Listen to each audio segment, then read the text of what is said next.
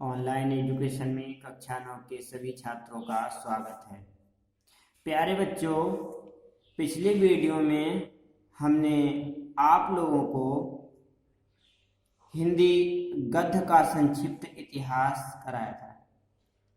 आज हम आप लोगों के सामने हिंदी पद्य यानी काव्य खंड को लेकर आए हैं। तो हिंदी काव्य का संक्षिप्त परिचय आप लोगों के सामने कुछ प्रश्न तथा उनके उत्तर लेकर आए हैं। इसके लिए आप उसी कॉपी पर नहीं दूसरी कॉपी पर लिखिएगा। तो इसके अंतर्गत पहला प्रश्न होता है, पद्य या काव्य किसे कहते हैं? काव्य किसे कहते हैं?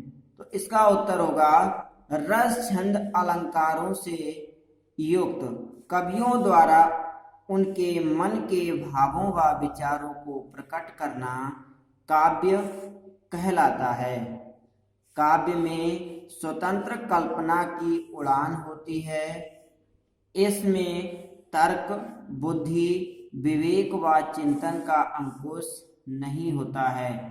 तर्क, बुद्धि और विवेक का चिंतन गद्य में होता है, काव्य में नहीं होता है। बात करते हैं इसी क्रम में अगले प्रश्न की कि काव्य के कितने भेद होते हैं।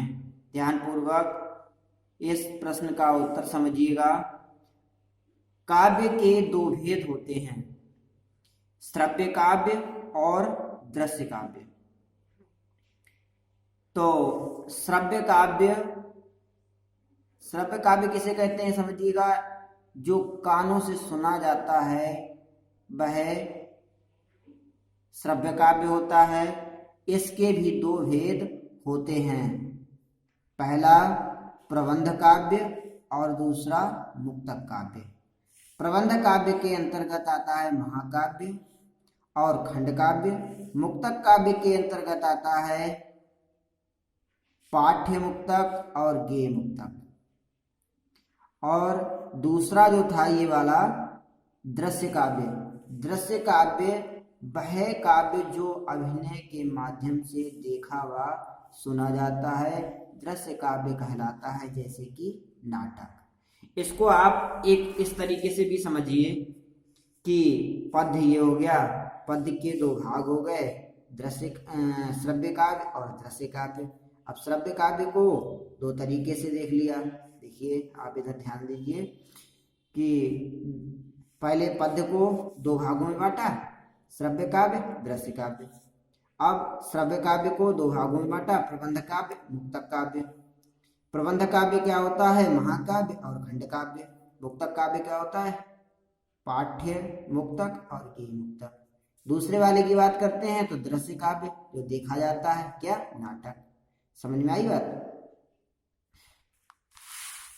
इसी के अंतर्गत अगला प्रश्न देखिएगा, हिंदी के प्रसिद्ध महाकाव्यों का नामोल्लेख कीजिए। तो हिंदी के प्रमुख प्रसिद्ध महाकाव्य हैं पद्मावत और साकेत। रामचरितमानस, प्रिय प्रवास, कामायनी, उर्वशी, लोकायतन, ये सभी क्या हैं? ये सभी महाकाव्य हैं।